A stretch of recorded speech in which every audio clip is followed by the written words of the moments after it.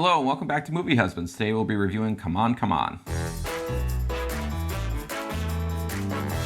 Come On, Come On stars Joaquin Phoenix as Johnny, a radio journalist traveling the country interviewing children about their thoughts on the world. He is forced to watch his nephew after his estranged sister leaves town to care for her husband. Directed by Mike Mills, Woody Norman and Gaby Hoffmann also star. So Matt, what did you think of Come On, Come On? Well, I'm going to take a page of your book from our Belfast review and just say, wasn't this a lovely film?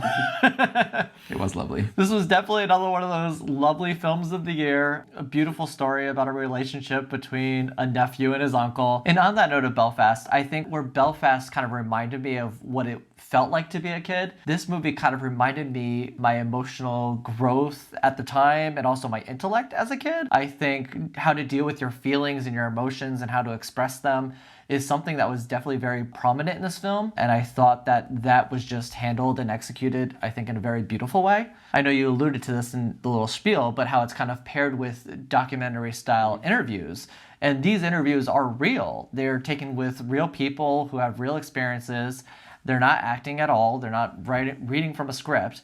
And I think one of the things about that is that it just made you realize just like how smart kids are. And sometimes they will say something that is so simple and it'll be one of the most profound things that you'll hear. I agree. Yeah, this movie like has that weird profundity that kids have. That's kind of simplified, but incredibly heartfelt and interesting things that you had forgotten to focus on as an adult. This movie actually reminded me a lot of being an adult relating to kids and what they can bring to your life. Mike Mills really has an interesting way of structuring his films. So for instance, this one, they use kind of books as like chapters. There are these portions where Joaquin Phoenix is reading from a book and that will kind of work as like an overlay or like a voiceover. They use the same thing what the kids are saying in the documentary. And his prior films, 20th Century Women and Beginners, also kind of use different things to that effect. Beginners have this is the stars, this is what, laundry detergent looked like in 1955, and they used the Velveteen Rabbit for interludes too.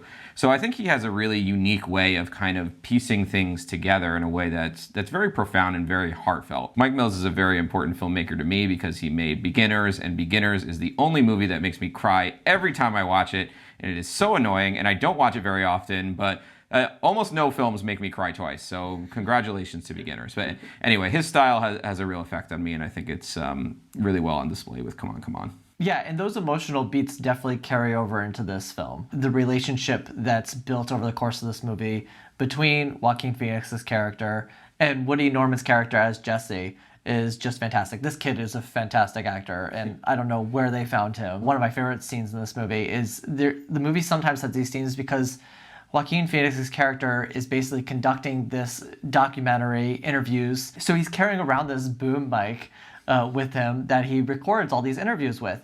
But he has his nephew wear this at certain points in the movie. There's like scenes where they're just kind of walking around New York City. Yeah. And the kid has him on, and he's just listening to all these sounds individually. I'm trying to guess this either was a live mic or they did it in post. I don't know how they did it, but the kid is like pointing the mic in different directions, and you hear people talking higher in the audio when he's pointing it towards the people, and then it moves towards the ocean and you hear the ocean waves more. It's just such a cool scene. I don't know. It's something that I appreciate that I'm not sure many people would notice. But yeah, but I think it goes to this overall theme of like the child is seeing things that as adults we forget to appreciate. And not to say that this movie does not forget that children are difficult and that they flip out for very unnecessary reasons, and they make your life a lot harder sometimes. So it's not like this is just this wonderful view of childhood that, it's pure and full of imagination. There's definitely some things here that explore, not the darker side, but just things that are more realistic, that's all. There's a beautiful scene between Joaquin Phoenix and Gaby Hoffmann over the phone where he kind of reaches one of those breaking points. Oh, that is a really good scene. And he's like, what do I do? What do I do? Like, and she's like, I don't know what I don't know what to do. No idea. I just, this is what it is, and this is my first time doing this, so like, I'm going through it just the way you did. So I think just some of that just hits this realism. There was times during this movie where you're like, oh, I really want a kid. And then there's times during this movie it's like, nope. Even as wonderful as this kid is, I never for a second felt like I wanted a kid in this movie. It got me the closest point of being like, maybe I want a kid. She does say this great thing on the phone that I really liked about she's like, he's telling you in his kid way that he's really scared. He's not saying that. He's doing it through this action that you can't understand, but that's what he's trying to tell you. And that is what kids are trying to tell you many of the times. They're trying to tell you that they don't understand, that they're scared, and it comes out in these actions that we interpret as you're screwing up my day. Yeah, I love just those general moments of profundity that carry themselves throughout the film. And back on Gaby Hoffmann for a second, because she absolutely kills this part, and most of it is over the phone. Yeah.